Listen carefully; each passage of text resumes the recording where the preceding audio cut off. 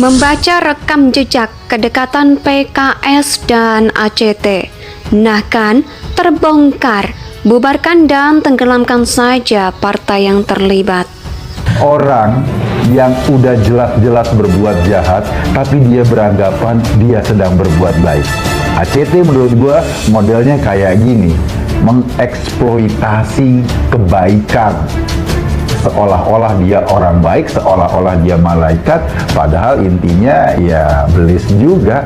Kasus-kasus yang sering terkuak itu seringkali bertopeng seolah-olah sedang melakukan kebaikan, padahal ujung-ujungnya bobrok. Lembaga ini dibangun memang tujuannya untuk merampok, tapi yang paling ngehe, mereka menggunakan bungkus agama untuk melakukan kejahatan, seolah-olah ACT menawarkan surga kepada para penyumbang.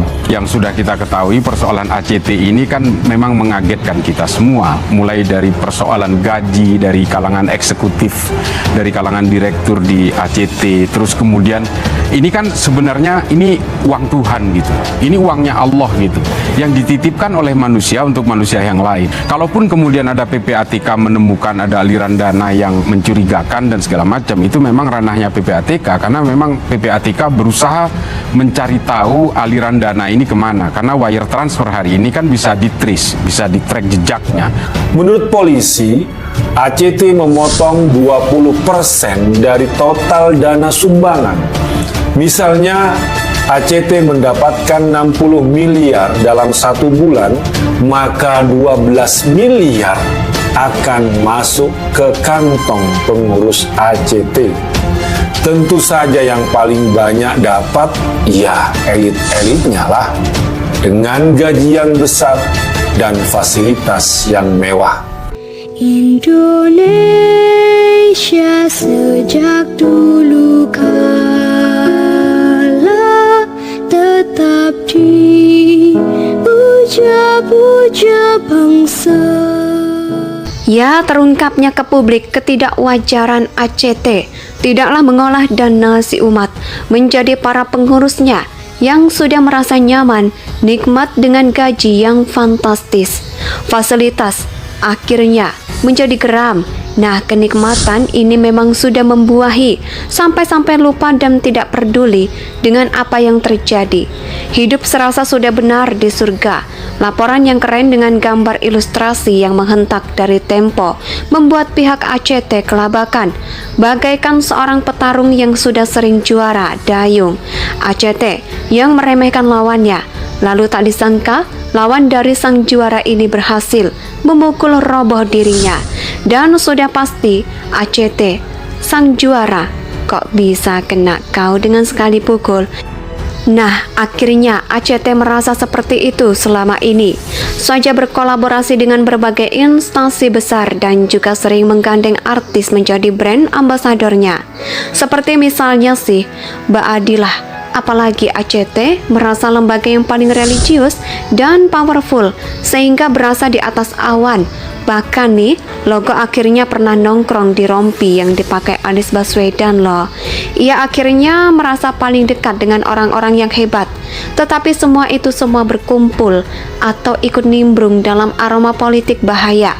Bisa datang kapan saja, berkumpul dengan sesama mafia atau bajingan. Efek yang pasti akan dirasakan, ya minimal cakar-cakaran untuk aduk wajah.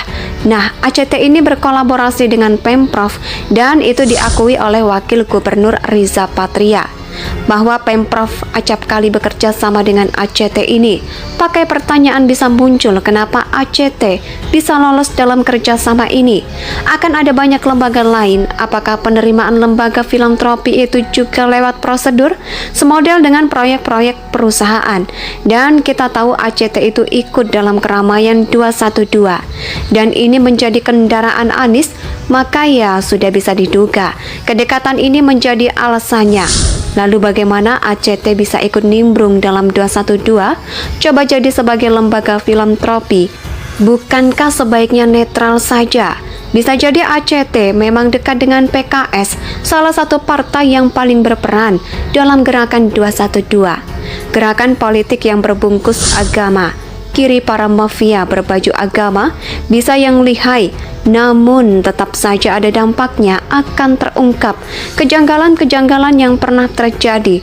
Transaksi keuangan bisa dilacak, misalnya pakai dari orang PKS yang menerima aliran dana dari ACT, ataukah misalnya apakah Fauzi Baadillah yang menjadi brand ambassador akhir-akhir ini menerima transferan meskipun ia mengakui tidak pernah dibayar, atau kerja sukarela. Tetapi tetap saja kalau transaksi itu bisa diselidiki, bukan kira-kira PKS sangat kuat aromanya di panggung 212. Besar kemungkinan ACT bisa bekerja sama dengan Pemprov karena dekat dengan PKS. Jadi, kalau sudah dekat, maka mudah mengajukan kerjasama seperti misalnya program kurban, zakat, dan juga lainnya. Sama dengan Pemprov, bagi ACT punya nilai tambah yang sangat besar. Para donatur akan semakin banyak menyumbangkan duitnya di lembaga ini. Tapi lagi-lagi ini cuman benda mati, namun ada nilai yang bisa membuat benda hidup jadi madrasah. Mati jiwanya atau kelepek-kelepek kayak cacing kepanasan. Maka dari uraian tadi, apakah PKS tidak terkait dalam pusaran atau kegiatan akhir siswa ini? Dan apakah Pemprov sekarang tanyakan mengevaluasi ulang kerjasama ini dengan ACT? Artinya sedang memikirkan langkah apa yang sebaiknya dilakukan agar imbasnya tidak kena kepada partai ataukah menjaga upaya good governance. Jadi ketika ada berita yang tidak menyebutkan partai mana terlibat dengan ACT, dari rekam jejak bisa ditelusuri partai mana yang paling dekat dengan ACT. PKS, apakah partai lain yang begitu mesra dengan ACT? Gerindra, mungkin kenal dengan berinteraksi, tapi tak sedekat dengan PKS. Bukankah begitu sobat? Tapi Anda perlu ingat bahwa dulu ada kader petinggi PKS yang terlibat korupsi sapi loh. Kan bukan cuma itu, ada juga beberapa kadernya yang kebangetan. Kan padahal kurang religius, gimana coba? Mereka itu mungkin inilah orang-orang yang paling rajin sholat tepat waktu. Tapi kenapa bisa membuang saat begitu PKS dan akhirnya itu mungkin berbeda. Yang satu jalur politik dan satunya lagi lembaga dana. Tapi keduanya bisa sama saja, yaitu sama-sama bungkus kebejatan dengan kemasan agama untuk mengontrol atau menguasai orang-orang bodoh. Jika ingin yang bodoh, bungkuslah sesuatu yang batil dengan agama.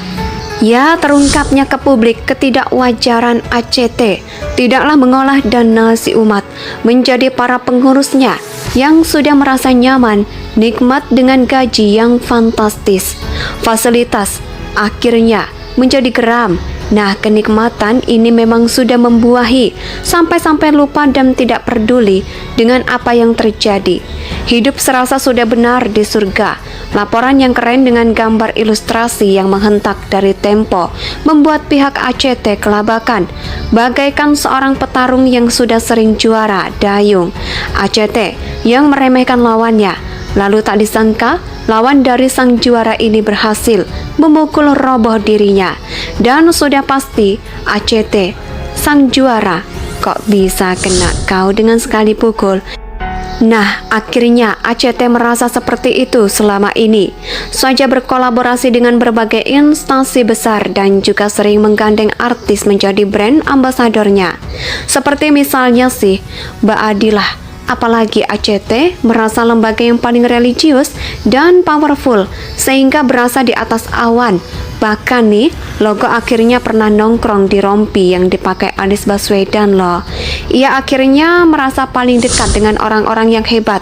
Tetapi semua itu berkumpul atau ikut nimbrung dalam aroma politik bahaya. Bisa datang kapan saja, berkumpul dengan sesama mafia atau bajingan. Efek yang pasti akan dirasakan. Ya, minimal cakar-cakaran untuk aduk wajah. Nah, ACT ini berkolaborasi dengan Pemprov dan itu diakui oleh Wakil Gubernur Riza Patria bahwa Pemprov acap kali bekerja sama dengan ACT ini. Pakai pertanyaan bisa muncul, kenapa ACT bisa lolos dalam kerjasama ini? Akan ada banyak lembaga lain, apakah penerimaan lembaga film Indonesia tanah air beta